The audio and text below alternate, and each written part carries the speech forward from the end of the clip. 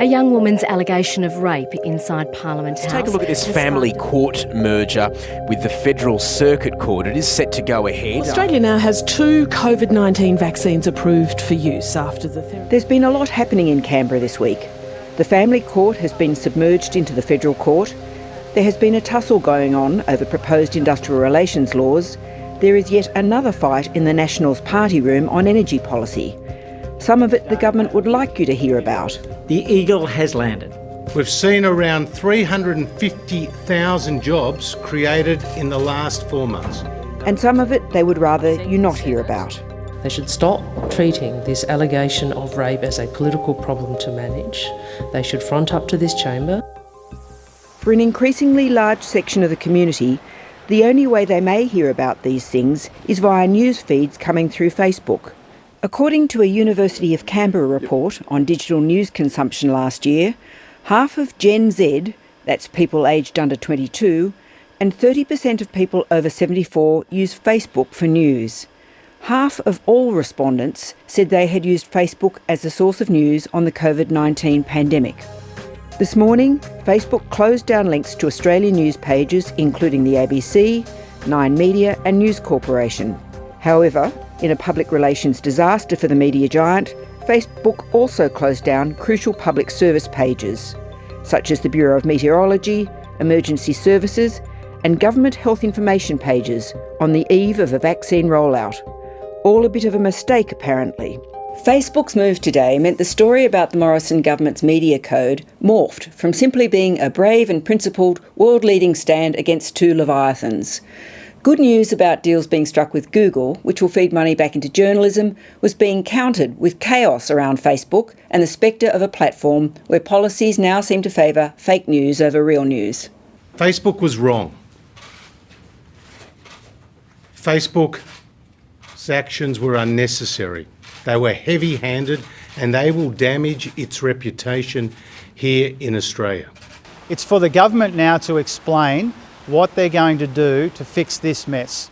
Even as some information pages were restored today, the fake news versus real news divide was still left unresolved. And it's not as if fake news on Facebook hasn't been a problem for the government, with Rebel backbenchers Craig Kelly and George Christensen spreading controversial views on COVID-19 and vaccines and the views of far-right groups on the platform. This week, Facebook went as far as banning Craig Kelly from posting, but it was only for 1 week. Facebook has argued the new media code will hinder its capacity to develop new products. Its decision to pull news pages came after the legislation for the code passed the House of Representatives on Wednesday night, possibly a warning shot across the bows to the Senate from the aggressive company. If this really is the end of the road for Facebook and Australian news, the business models of publishers will fundamentally change, especially for new media companies that were born on social media. When I started with Pedestrian TV's reach on Facebook was about 80,000 and it's now upwards of 370,000. Obviously, as of this morning, it's 0. The Pedestrian Group is a group of online-only titles now owned by Nine Entertainment, which has just signed a contract with Google. As for Facebook, publisher Vanessa Lawrence says she's been trying to reduce her dependency, but there are limits, especially for smaller companies.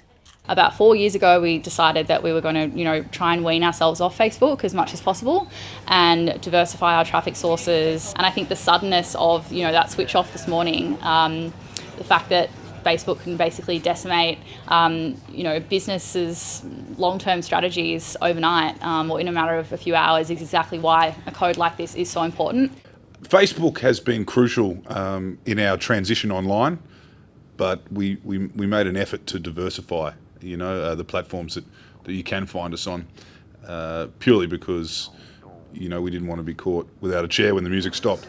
At the satirical website The Batuta Advocate, which was briefly taken offline, editor Clancy Overell is philosophical.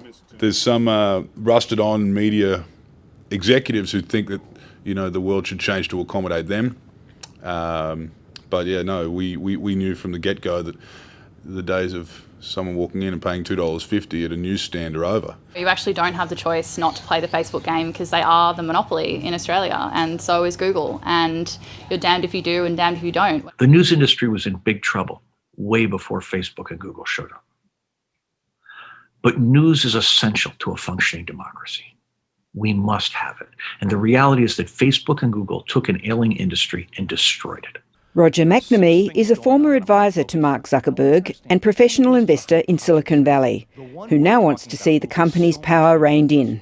Facebook has won. It is the new Windows. When Facebook is challenged, the company becomes a bully. And this is a classic Facebook move. It's both heavy-handed and brain dead at the same time. The people of Australia have a choice. They can let Facebook win, in which case you risk being put in the same position the United States is in today, where Facebook has undermined our public health, it's undermined our democracy. Or you can stand with your government. For now, the government is engaged in a game of face-off with the tech giant, resolved not to blink first.